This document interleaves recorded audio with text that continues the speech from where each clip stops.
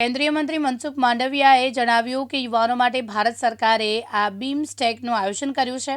Nepal, Bhutan, Thailand, Sri Lanka જેવા પાડોશી દેશોના યુવાનો ભાગ લઈ રહ્યા છે। મહાત્મા મંદિરના 7 દેશના 70 પ્રતિનિધિ ભાગ લીધો છે। યુવા વચ્ચે થનાર સંવાદમાં વિવિધ દેશના વિકાસ માટે ખાસ મંથન થશે। સ્ટાર્ટઅપમાં યુવાનો ભૂમિકા અદા કરવા બાબતે પણ ખાસ ચર્ચા થશે। દેશના વિકાસ માટે યુવાનોની ભૂમિકા વિશેષ ચર્ચા જે સમિટમાં થીમ થશે। બીમસ્ટેક ભારત સાથે અન્ય દેશના સહયોગથી વિકાસની ભૂમિકા અદા કરશે। બીમસ્ટેક એ સમૂહ દેશનું જોડાણ છે। બીમસ્ટેકમાં થતા સંવાદથી યુવાનોને મહત્વની ભૂમિકા વિશે પણ સંવાદ થશે। દેશોનો સમૂહ એટલે બીમસ્ટેક એલાયન્સ, જેમાં નેપાળ, ભૂતાન, બાંગ્લાદેશ, મ્યાનમાર, થાઇલેન્ડ, શ્રીલંકા જેવા પાડોશી દેશો આવેલા છે। આ દેશોના યુવા સાથીઓના સમિટનું આયોજન એટલે કે બીમસ્ટેક યુથ સમિટનું આયોજન ભારતની અંદર ગુજરાતમાં મહાત્મા મંદિર ખાતે કરવામાં આવ્યું। 7 દેશોના 70થી વધુ પ્રતિનિધિઓએ ભાગ લીધો છે। યુવા વચ્ચે સહકાર, એક્સપિરિયન્સ, લર્નિંગ વગેરે વિષય પર ચર્ચાઓ થઈ રહી છે।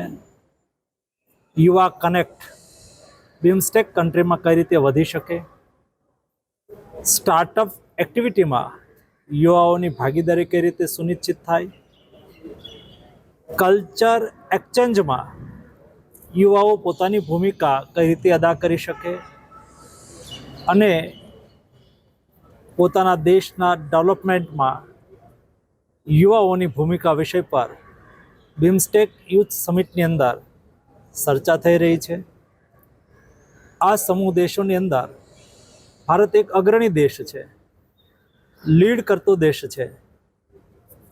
ભારતે આજે બીમસ્ટેક યુથ સમિટની અંદર પ્રતિબદ્ધતા વ્યક્ત કરી છે કે બીમસ્ટેક યુથ કોઓપરેશનની અંદર ભારત હર સંભવ સાથી દેશો સાથે સહયોગ કરીને બીમસ્ટેક કન્ટ્રીના યુવા વિકાસની અંદર પોતાની મહત્વપૂર્ણ ભૂમિકા અદા કરશે।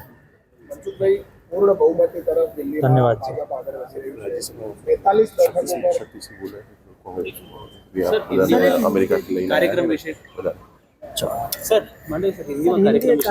बे ऑफ बंगाल के अलायंस है और BIMSTEC youth leader summit Gujarat में महात्मा मंदिर में हो रही है, जिसमें बीमस्टेक कंट्री के युवा समूह के बीच में आपस में संवाद हो, कल्चरल एक्सचेंज हो, युवा एंटरप्रेन्योरशिप डेवलप हो, युवा अपने कंट्री के डेवलपमेंट में एक महत्वपूर्ण भूमिका कैसे अदा कर सकता है, ये सारे विषय पर 3 दिन पर डिटेल डिस्कशन होगा।